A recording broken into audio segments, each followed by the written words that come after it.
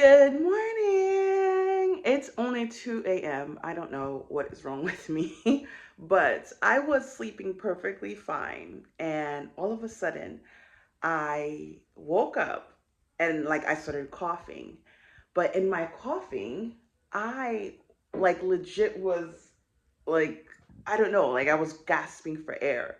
And you're and then you're trying to take a deep breath and then it got stuck and I couldn't, the air wasn't coming out and I kept doing it and coughing at the same time. I was like, it was just crazy. It's like, what the heck?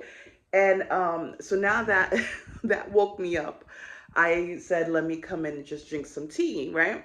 This is why you don't wake up in the middle of the night. So I came down to the kitchen um to do the tea, and I had a cup of lemonade, well, lime that I made, like squeezed lime juice to drink, and I had a little bit left and I put it in a cup. And then so I pour it in the mug and I heat it up. I'm like, this smells very citrusy, right? But I went ahead and heated up some more because it was still cold. And then I thought to myself, wait a second, this is not my tea. Because I had, remember there was a tea I made um, with ginger, cloves, cinnamon stick, just like for me to drink. And I thought that was it. So yeah, it's been a rough morning. And I have my hair out because it was a bunch of twists. But I took it out because I am getting my hair straightened today about 9 o'clock. It's pretty long, but you could tell it's really not that healthy. So I'm sure she's gonna cut it. I'm going to the Dominican people and well, Dominican hair salon. And then I really would love to do some color, but I just don't think my hair is strong enough for it. So I combed it out. So this is a nice stretch out hair, and it's gonna get straightened. They're gonna say, "Mommy, your hair is long, long," so they can charge me extra money because this is not long, and I'm sure they're gonna cut it. So, anywho, but while I'm waiting for my tea to get get um, warmer, since it was hot, I wanted to just jump in and to share my thoughts on something that I was thinking about yesterday. Well, last night.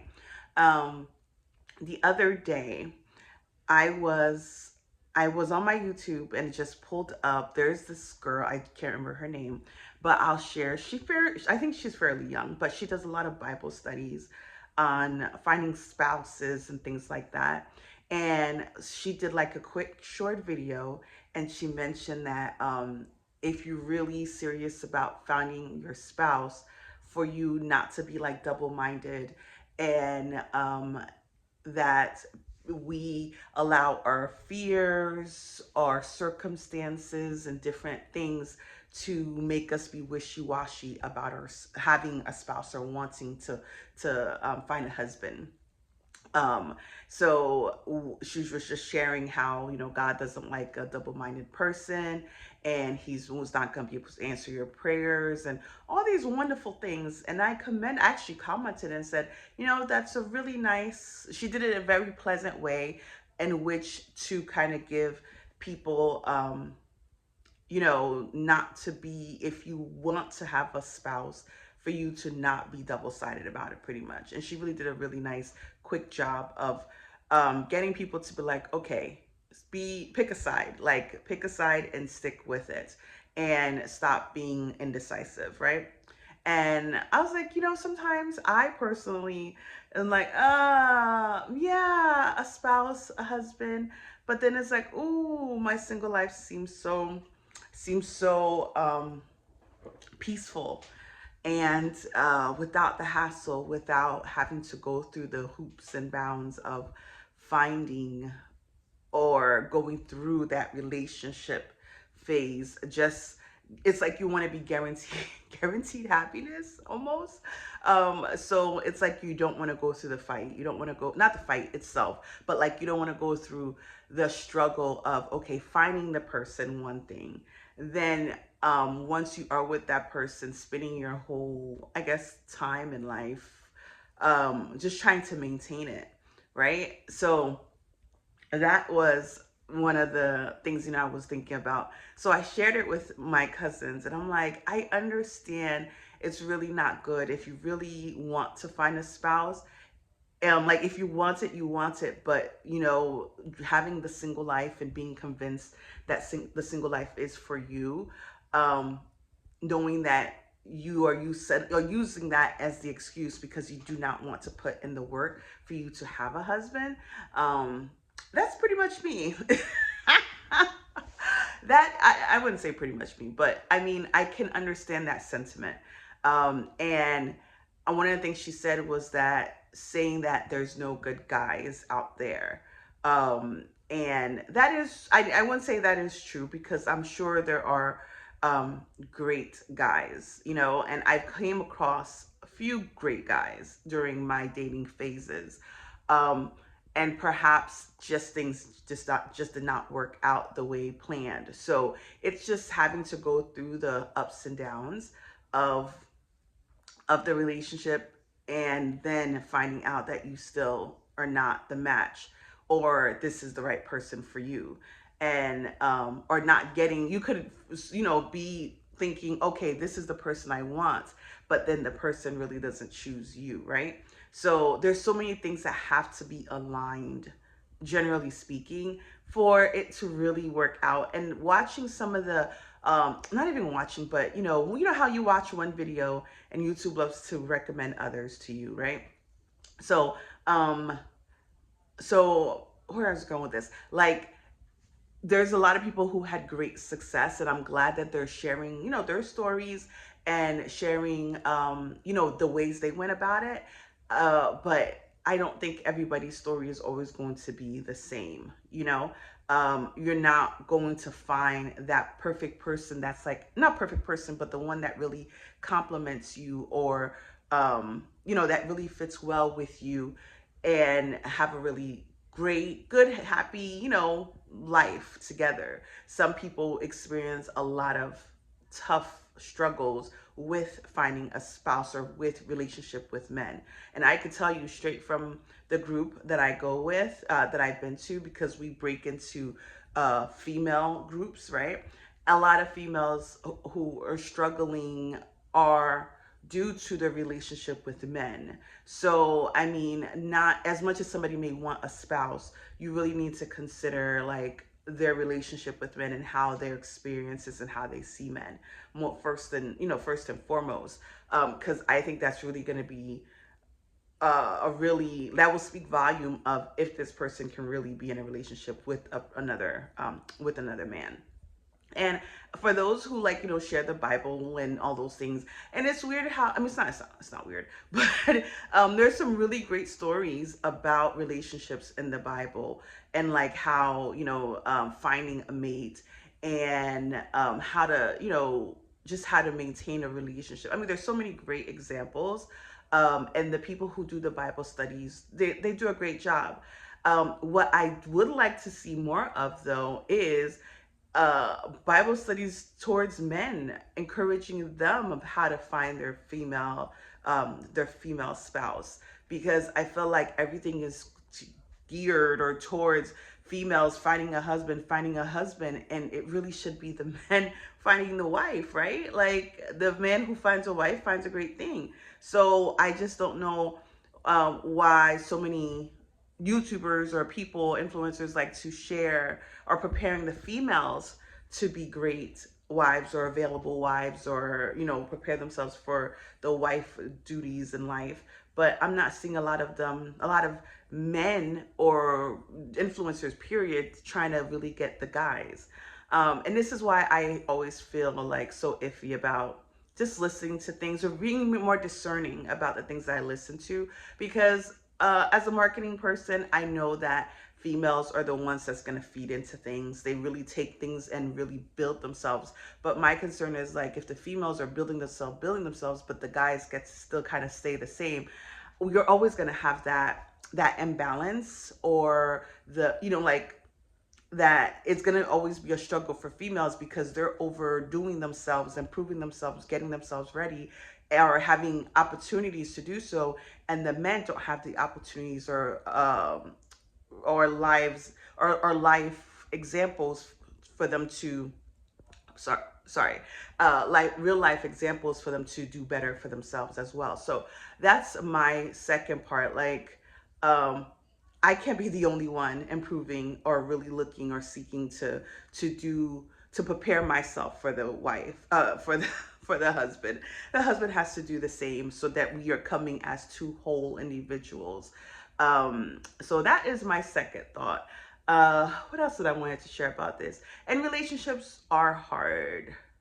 And you hear one thing, somebody's like, really work hard. I mean, there's a lot of struggles, there's a lot of ups and downs, but the reward is having that person. You love that person. And I was having a discussion with one of my exes, and he's like, love is an action and all this stuff. And love is an action.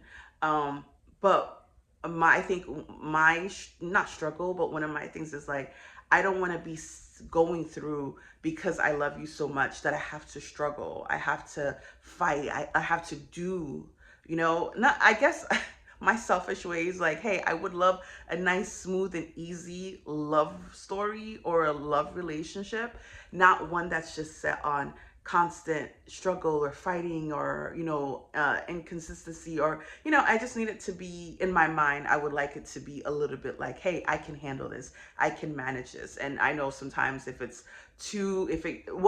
in the day, the old me would be like, oh, this is too much, I don't want to deal with it, bye.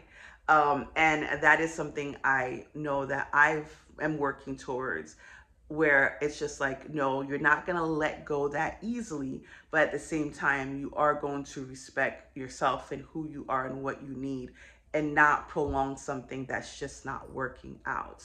Um, so everybody, I mean, everybody's different. So I would like to encourage people who just are listening to me rattle on that when you are feeding and learning about relationships, that you really try to think of where you are personally. Like, how do you feel about relationships? How do you see examples? And also the person you meet, that they are also learning and finding resources to help themselves as well, because it really shouldn't be one-sided, both the man and the woman. I know there's like always, if you in church people, they always have like couples retreat, which are very helpful, but they need to have like single retreats so that you can be you could be a better spouse. And being a spouse is work. I mean, you have to think of the other person. You have to always um not only think of the other person, but serve them, like, not food, but like serve them and do things for them without them asking, right? And I mean, some areas I'm great at that. Like, I'm a gift giver. I will, hear you say something and I make it like two, three times better, right? But then there's areas where are terrible. Like, I will, just to save the peace, I will not get into a confrontation. I won't say what I need. I won't, like, there's just so many things. So you kind of have to know yourself and what you can bring into some great values and great, um, is it great values, I'd want to say? What you can bring into the relationship in terms of characteristics, or, just things, and then what is your weakness. And so that the other person can have, uh, you guys can balance out. Because let me tell you, I came from work, what was it, that 4th of July, and I came home. Look at me getting all hot. I came home and I was just like, oh, what a day, right? And I came through the door and the house was quiet because, I live by myself. And it's just like, I can't imagine going to work and then coming in and then having like just noise and people needing me, like a spouse needing me, kids needing me, this needs to be done, that needs to be done. And it's just like, God knows what he's doing. He knows. Not that I've experienced that as a young kid, like where I had to help my family so much that it felt like I was a mother. But having a spouse and kids too, I can only imagine the level of stress it brings to mom. So I am not mad at or not mad, but I'm not concerned that I'm taking time and taking care of me and being a little selfish with me, because when it's time to be in a relationship with someone, I will have to work a little harder to be more giving, because I've always had only to take care of myself for for quite a long time. But at the same time, it's like, this is why I'm like, okay, so what's the real benefit of being married? There's a lot of benefits, but what would be beneficial to me? And what is it that is being offered to me that's like, you know what, my single life is not great, being with this individual is much better. And that's what my fourth point, knowing that this person I'm going to be with or want to be with is going to improve my life. Both the opposite way too. Like, I'm going to improve the other person's life. And having a conversation with my ex, he was like, he was we're I don't know, we're discussing stuff, and I'm just like, first off, why we're discussing this? But he was like, you can't just make a list of, this is not Amazon where you just make a list of all the things you want in your spouse. You have to, like, your answer has to be a little bit more concrete, and it has to be to serve the other. It needs to be beneficial to the other person and not to you. So I'm like, yeah, I want to be happy. I think that's what it was. I was like, oh, I want to be happy in my relationship. He was like, no, it's not about you. It should be about the other person. That's the problem to begin with. I was like, well, that's why we're not together. Right? But I'm just being silly. But yeah, you gotta really have to think of exactly what you want out of it, and if this person is going to bring a better you. Because I mean, if the per if and it may be tough, because I think a lot of people say being married is humbling, because it will break you. Like, when you thought you were the ish, it will break you. Because let me tell you, I had a person I was dating, and they were breaking me. I was like, ooh, oh my gosh, I can't do this. And every day I'm like, I can't do this. And even when they called, they was just like, oh, I don't want to talk to you. At first it's like, oh my God, he's calling. But then give it like 4 months, I'm like, oh my God, he's calling. I don't want to take it. Let's just send it to the voicemail. You know what I mean? But it will humble you. I know that. Dating will humble you. So I can't even imagine being married and for a very long time, or. But yeah, it's just that being married is a really great idea. It's wonderful having that companionship, having the person to be able to support you, that you can bring, legacy and just sharing of life. But I think finding which side you really want to be on. Do not be indecisive. And if that is something that you really want, and yes, you're scared, you're concerned, you feel like you may not have, you don't, there's not a lot available, keep praying. That was essentially what she was saying. Keep praying to God and find words to kind of encourage you and speak positive, that you will find it. Not that it may. Just know that you can find it, and God is a God of all great things, and anything could happen. So keep seeking Him to kind of guide you to that person. Um, and just try to, I mean, if you feel that, and if you have that much of a faith-based idea of marriage. Now, if you don't, go do you. Go do you. But yeah, it was just very helpful. It was just like a nice, refreshing way to kind of see, like, okay, I know I've been playing the fence, because it's just, I don't know. I have many great examples of why I would want to be in a relationship, but I'm finding too much comfort in my singleness. So that's why it's a little bit tricky for my situation. So if you're out here listening, think about, if you are single, if that's really where you want to be, or if there's reasons you're saying that. And if you are looking for a spouse and want God to give you a spouse, to really find avenues to get yourself healthy, or start having a healthy mindset of partnering, so that when it's presented to you, you know how to go about it. So, all right, that's all I wanted to share. Let me drink my tea. I'm gonna tie my hair back and then get ready. I have a weekend of a conference that's coming up, so I'm hoping to learn more from the conference. It's a women's conference. I haven't gone to a women's conference in so long. That's when I was like deep in church, right? So this is a first for me in Florida for the past 10 years. So hopefully I learn something, and then be around other females and really try to get myself right. I feel like I need like a 40-day of just isolation, so then I can really understand really where God needs me to be. So I'm hoping that I get to learn a lot in the conference, or just really appreciate the woman that I am, and the woman that God wants me to be. And hopefully, with my desire to actually be married, okay, I said that. So the desire that it's a fruitful one, not one that's just taken lightly, that I go in knowing like, if this is something that I want, I have to work according to the way God presents it. But Lord, please, please let him come correct.